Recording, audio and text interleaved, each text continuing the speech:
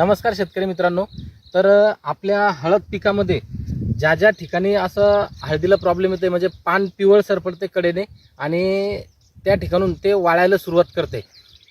जर हा प्रॉब्लेम आपल्या हळदीमध्ये असेल तर हा प्रॉब्लेम बुरशी आणि जे रस शोषक किडी असतात किंवा कंदमाशी म्हणू शकतो यांच्यामुळे असा प्रॉब्लेम येऊ शकतो।